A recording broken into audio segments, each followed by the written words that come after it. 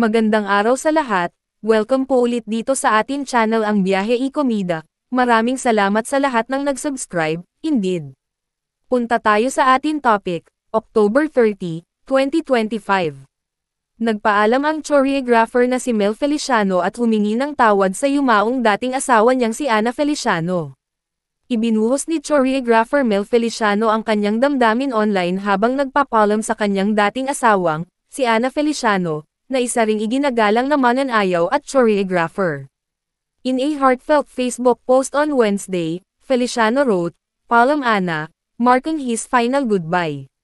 He reflected on the lessons he learned after their separation, particularly in becoming a devoted father to their son, Rupert. Salamat sa pag-alaga kay Rupert, he expressed, before humbly asking forgiveness for how their relationship ended. Tama man o mali ang paghiwalay natin, patawad, he added. Mel also shared that he chose not to post anything earlier, wanting to give space for Anna's moment. Ang lahat ng ito ay plano ni Lord mula unang araw hanggang last day. Nandun ako, di ako nag-post ng kahit ano. Gusto ko moment mo yun, he wrote. The choreographer went on to thank the dancers who organized a special dance tribute for Anna, saying, "Mula sa pamilya ko at sa pamilya mo, lubos akong nakikiramay. We'll pray for your soul." Pumanaw si Ana noong October 23 sa edad na 65, di umano'y sanhi ng atake sa puso, ayon sa ulat ng GMA. Ibinahagi rin ng kanilang anak na si Rupert ang mensahe ng kanyang ama sa social media, nagpapahayag ng pasasalamat sa presensya ni Mel sa lamay. "My family appreciate you so much. I love you, Dad," Rupert wrote.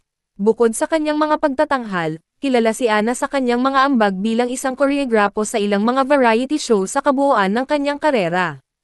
Ang team ng Biyahe y Komida ay lubos na nakikiramay sa mga naulila ni Miss Ana Feliciano. Paalam Ana, salamat sa iyong makulay na ambag at index sa entertainment industry. E-click ang mga link sa description box. At yan ang ating latest showbiz chika update for today. Huwag kalimutan mag-subscribe, click the notification bell for more showbiz chika updates, like and share the video at suportahan po ang ating Facebook page. Maraming salamat sa lahat ng nag-subscribe indeed. Magandang buhay sa lahat, adios!